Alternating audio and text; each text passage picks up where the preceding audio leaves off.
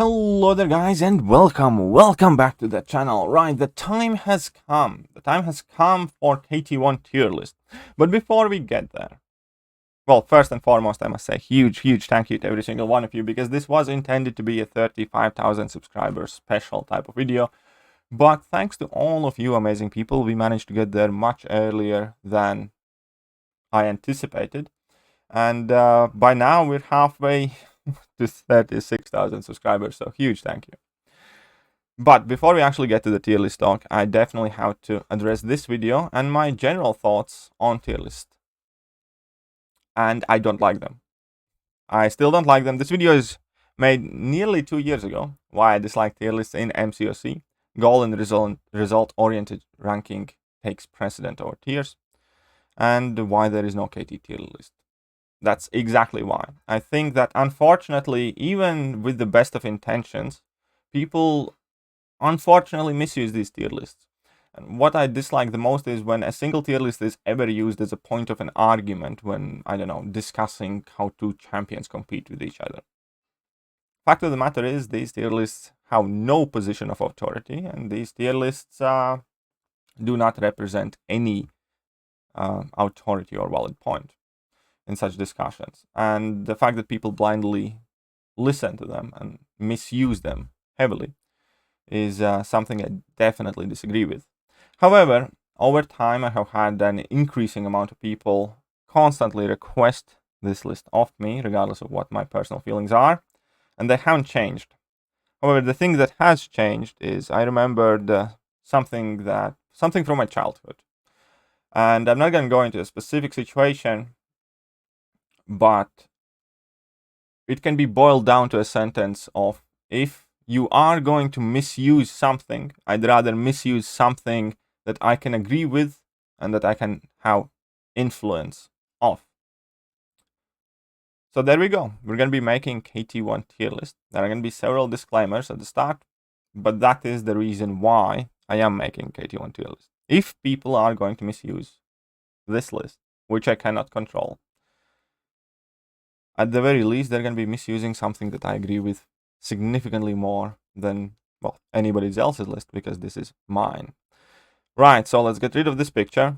Let's get the display capture up. Let's go over the first 3 disclaimers. This list is a mixture of my personal view of the game, current game relevance and trends. Please do not use this list as a point of argument, but more as a food for thought. As in, if there is a champion listed that's higher than you believe he should be, then maybe it's worth taking a look at the champion again. Maybe there is something you missed and I found. Or if there is a champion that's listed significantly lower than you thought, then maybe you're right and I'm wrong. Or maybe then there are some things that you find important and that might not be as important in the grand scheme of things as you progress throughout the game. Fact of the matter is, I don't want this tier list ever to be used as in, like, he put that champion in so-and-so tier, therefore this champion is better than so-and-so champion. No, this list is just purely meant to have you guys see how I see the game, compare it with the way you yourself see the game, and then maybe give some champions a second look, or evaluate your stance on some other champions. Second disclaimer. Each summoner has different needs, preferences that far outweigh the importance of that list. As I said in the title there, here, goal and result-oriented ranking takes precedent over tiers, and such is the case. Always. This list is irrelevant for you, for most part. What is relevant for you is which champion is going to help you more right now. So do not blindly base your rankings on this list. Just as the last line says, please rank champions that will help you get where you are trying to get. Not blindly follow these type of lists, whether that is made by me or anybody else. So the first line, this upper table includes only champions that are out as 6 stars. There is a bottom table with champions that are missing in the game as 6 stars, where I would rank them should they qualify there, if you are so interested. But let's go over the tiers then, and let me explain the base idea of each and every single one of these tiers. Now you can notice they only have 5 tiers, because that is more or less how I see the game. If anything, you could even cut it down to 4. At the very top of the game stands the most used, the best, the most influential meta champions, which effectively coincides with the videos they released yesterday, just titled 15 Best Champions in MCOC. We can see all of those 15 champions in this list, with addition of Venom and Black Widow Clairvoyant, that would have made that list as champions number 16 and 17. And that is, as the name suggests, these are effectively, in my opinion, the best, the most useful, the most helpful champions in the game overall, bar none. These are the champions that you want to have access to. These are the champions that you actively work for to have access to. And then once you do, you actively end up using them to clear a significant portion of this game. These are the most used champions in the game across all the game modes, and effectively offer the best value for pretty much everyone. There is a rule for this tier, and you should keep it in mind for future, because we will be posting updated lists as well. And the rule of top of the game list is that it will never exceed 20 champions. With the explanation of that rule is very simple. If everybody is on top of the game, then nobody is, and that tier list loses its meaning. There are always champions who are better and who are worse and who are more used. Just having more good champions will not make all of those champions equally used. As the game changes, so changes the meta. And if there will be any champions buffed or added that are worthy of being promoted to the top of the game, then once we reach 21 of them, somebody will have to go back down. It's quite as simple as that. This will never exceed 20. And then we have meta.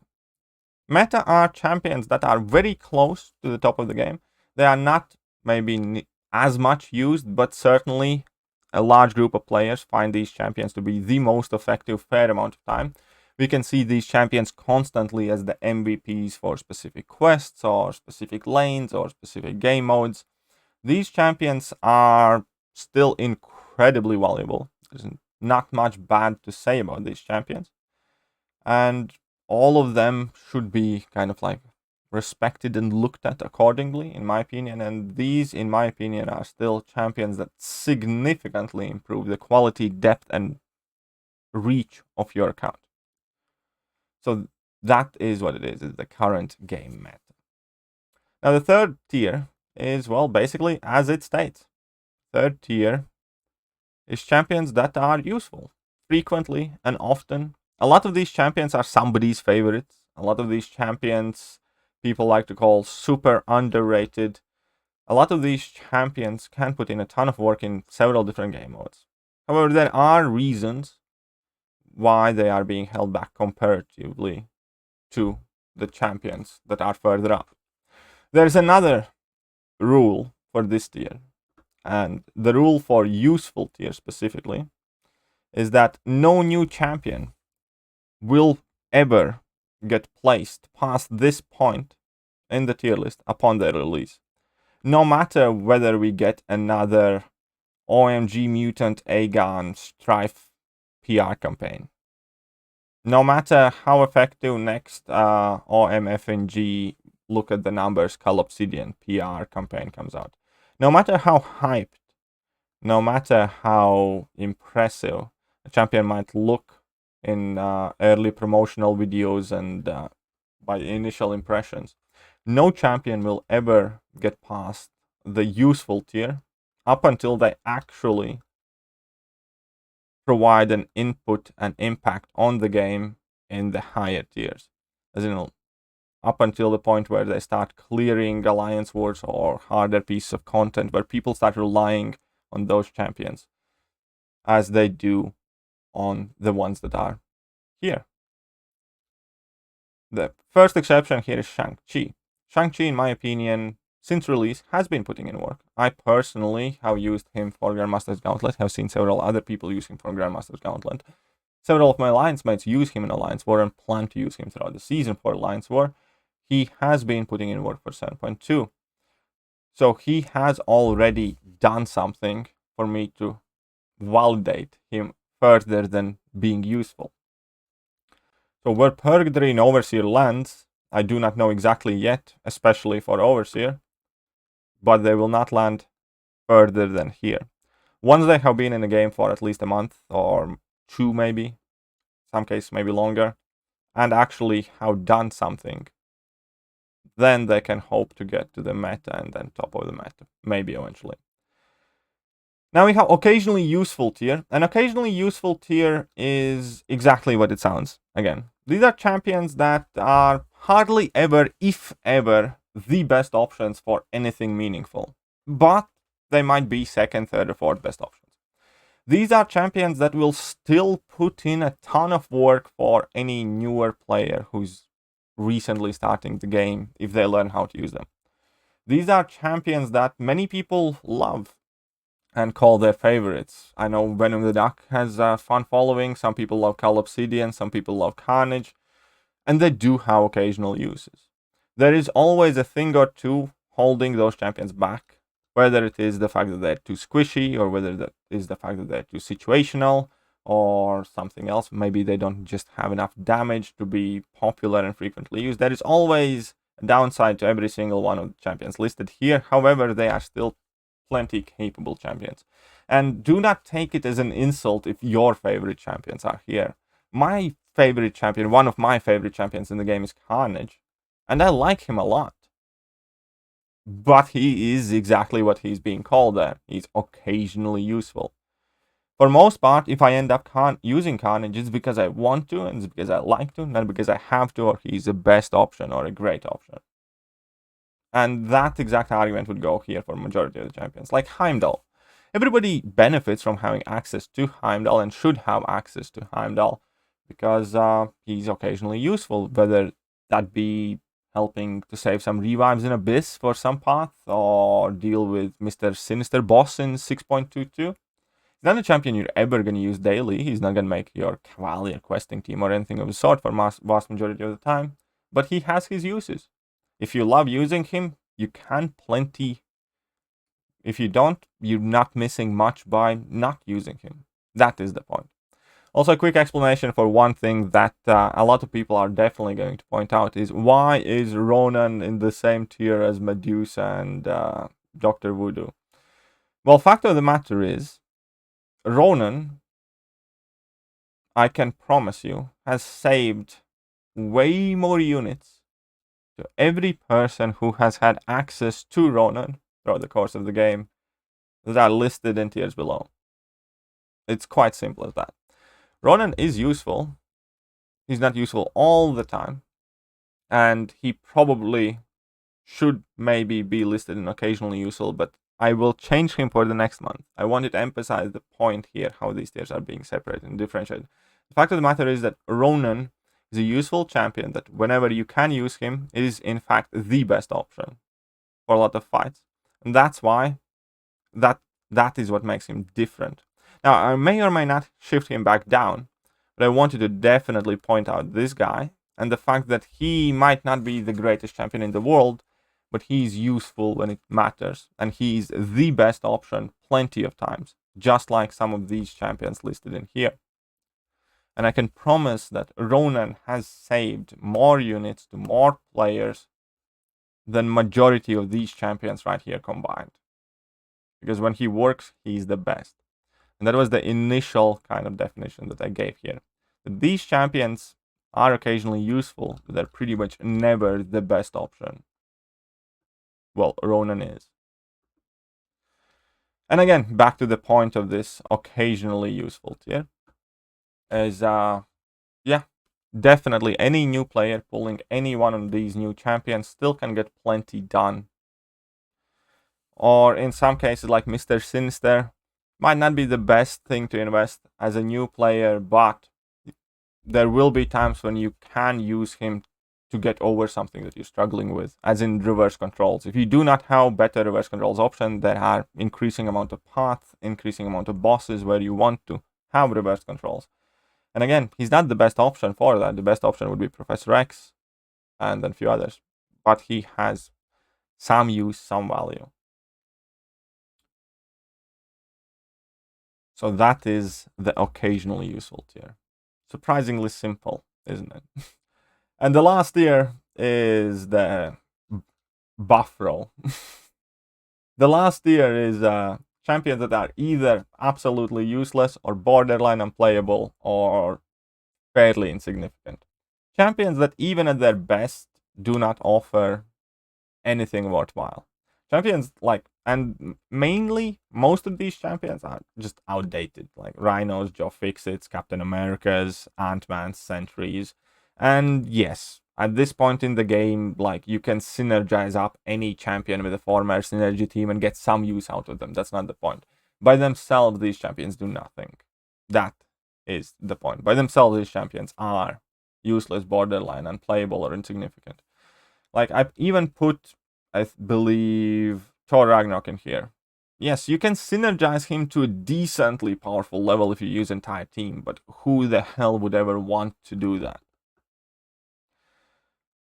These are champions that all are arena fodder at best in most cases, and likely will hardly ever see any quest or be played unless some exceptional circumstances with very significant champion limitations and stuff like that. These are the champions that are the worst of the worst. These are the champions that I would not recommend anybody investing any resources ever, even as a new player. If your first 6-star is Iron Man, rank up your 4-star, son. Iron Man ain't gonna help you get where you're going much. That is the point of this thing. These are the champions that you just can put aside, and outside of arena or synergies, forget that you have. Maybe that's a bit harsh, but that's the point. Anyways, this tier list is my first go at it, for those of you who wanted to know. Quake and Hyperion would be at top of the game, Magic would be in meta, Blade and Stacking Hand Spider-Man would be useful, Wolverine, Scarlet Witch, Ultron Classic and Ghost Rider would be occasionally useful. None of those champions are unplayable or insignificant. And that is about it. So this is the first iteration, and I might have overlooked a couple of champions and there might be a couple of mistakes. Please do not overreact. But if you do disagree with something, then do point it out, and do point it out in a constructive manner. I'm not trying to insult anybody's family here. I'm not trying to insult your rank up choices or anything of the sort. Once again, this is just a representation of my view on the game and current trends in the game. And yeah, I'm not going to go over every single champion in this list. You guys can ask questions if you want. I will leave a link to this spreadsheet in the video description. And yeah, please keep in mind that this is the very first version of this list, and it can be changed. I'm open to feedback. All that being said, I hope you guys enjoyed the video, and I am going to catch you guys soon. See ya.